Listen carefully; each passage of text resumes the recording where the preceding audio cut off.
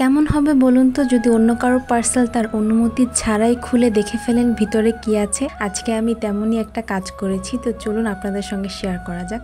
আসসালামু আলাইকুম এভরিওয়ান। আমি জানি অনেক দিন ধরেই আমি আপনাদের ভিডিও দিতে পারছি না, কারণ এক্সাম, অসুস্থতা, গরম সব মিলিয়ে আমি ভিডিও করার মতো এনার্জি পাচ্ছিলাম না। তো আজকে হঠাৎ করে ভাবলাম ভিডিও করি, চুরি করে অন্যের পার্সেল খুলতেছি। প্রথমেই আমি পার্সেলটা খুলেই দেখতে পাই অনেকগুলো বই, আর বই দেখেই আমি অনেক খুশি হয়ে যাই যে একটা সময় আমি ওই বইগুলো পড়তে পারবো। এখানে ইসলামিক বই ছিল, যেমন চোখের দেখা, কবরের আজাব, ইসলামিক আরো অনেক বই ছিল, পর্দা নিয়ে মহিলাদের, এই ধরনের চিকন চিকন বই এই পার্সেলটাতে প্রায় 6-7টার মতো ছিল। যেই পার্সেলটা অর্ডার দিয়েছে অনেক বড় অ্যামাউন্টের পার্সেল অর্ডার দিয়েছে। তারপর আমি চলে যাই এই ছোট ছোট বইগুলোর মধ্যে। এই বইগুলো আমার এত ভালো লেগেছে, একদম কিউট কিউট দেখতে ছিল। এখানে প্রায় 15টারও বেশি বই ছিল।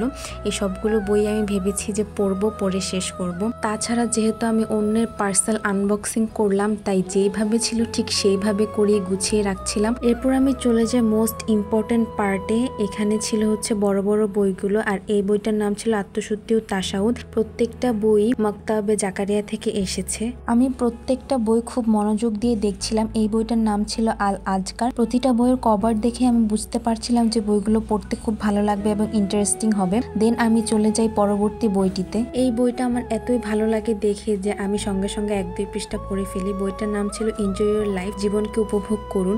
আর প্রত্যেকটা বই মাকতাবে জাকারিয়া থেকে এসেছে। এই বইটা আমি কিছু পৃষ্ঠা পড়েছিলাম। যদি আপনারা চান তাহলে এখান থেকে আপনারাও অর্ডার করতে পারেন বই। এরপরে আমি চলে যাই পরবর্তী বইটিতে। এই বইটির নাম ছিল আর রাহিকুল মাকতুম। এই বইটিও খুব ভালো লেগেছে, কিন্তু আমি এখন এই বইগুলো পড়ার সুযোগ পাচ্ছি না, কারণ সামনে আমার এসএসসি। তাই এসএসসির পর যখন বন্ধ পাবো তখন আমি এই বইগুলো পড়বো। দেন আমি চলে যাই একদম শেষের বইটিতে, ডোন্ট বি স্যাড, হতাশ হবেন না। এই বইটা আমি একদম মাস্ট পড়বো এবং আমি আপনাদেরকে রেকমেন্ড করবো যে এই বইটা আপনারাও পড়বেন। হয়তো কম বেশি সবাই সবার জীবনে একটু একটু ডিপ্রেসড হয়ে পড়েন, হতাশ হয়ে পড়েন যে কোনো কারণে। আর আমিও সবচেয়ে বেশি হতাশ হয়ে যাই, খুব সামান্য কারণে আমি হতাশ হয়ে যাই। তো আমি এই বইটা একদমই পড়বো আমার পরীক্ষা শেষ হয়ে গেলে। এখনই আমি চেষ্টা করবো মাঝে মাঝে 2-1 পৃষ্ঠা পড়ার। আর যেহেতু এটা অন্যের পার্সেল ছিল, তাই আমি আবার সুন্দর করে বইগুলো রেখে দিই। এখন হচ্ছে আমি বলতে যাব যে এই পার্সেলটা কার ছিল। আসলে এই পার্সেলটা ছিল আমার বড় ভাইয়ের। তো আমি তাকে না বলে এই পার্সেলটা দেখতেছিলাম, কারণ বাসায় যখন এই পার্সেলটা আসে তখন ভাইয়া বাসায় ছিল না, আর আম্মু এই পার্সেলটা রিসিভ করে। তো এই ছিল আমার ভিডিওটি। যদি ভালো লেগে থাকে অবশ্যই জানাবেন। আল্লাহ হাফেজ।